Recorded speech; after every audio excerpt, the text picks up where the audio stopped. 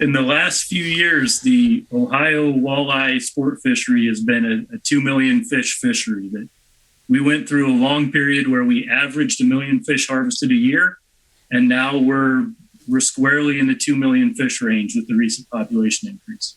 So we're both Ohio State guys here, so I don't want to open up any opportunity for us to hear about that from Michigan people. But what I'm hearing is we're catching twice as many fish as we have in the past, quite Absolutely. literally.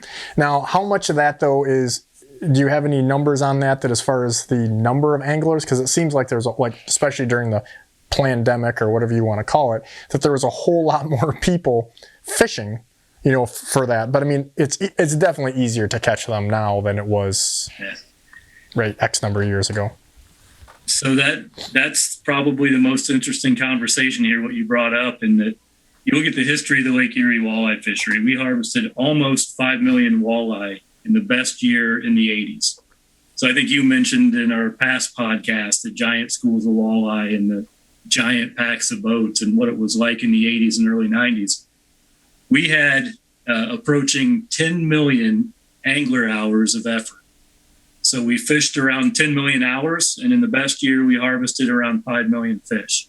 So I think even you could probably do that math, Ross. We were harvesting about a half of a walleye per hour. We're harvesting one every 2 hours of fishing. So the question then is, have we gotten better at it? Has our effort picked back up to get us to 2 million, or is it the catch rate? And primarily it's the catch rate. We are catching walleye more effectively than we ever did in the 80s, to a point now where that 0.5 catch rate in the 80s is now a 0.8 catch rate in recent years. And that's really kind of hard to imagine, because you think about the 80s and they were the golden days, and a lot of people's kind of point of reference on Lake Erie, if they were fortunate enough to fish back then. We're approaching double as effective at catching them as we were back then. I think you even made the comment, I don't know if it was on our last podcast or not, but the golden days are here now. Absolutely. These are the golden days. Like, I got to experience the 80s, but I was young and I wasn't living up here. It was a once a year deal for a few years. This is going to be what our point of reference is for Lake Erie walleye fishing for the next 2 or 3 decades, right?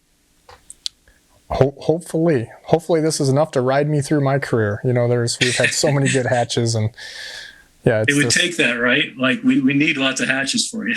I need lots. I don't know, no argument.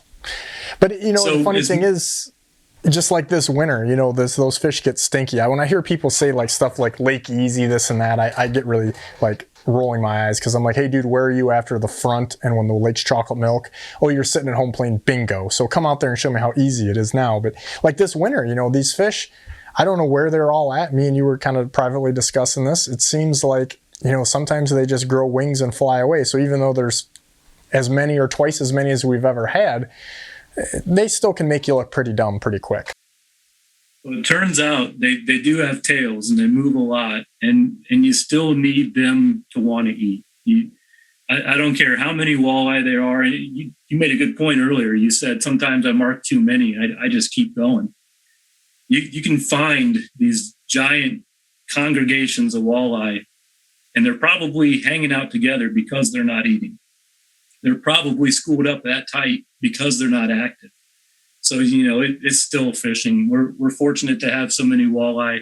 We have incredible walleye fishing, but they still have to eat. You still have to find them. You still got to put something they want in front of them. It's not always easy.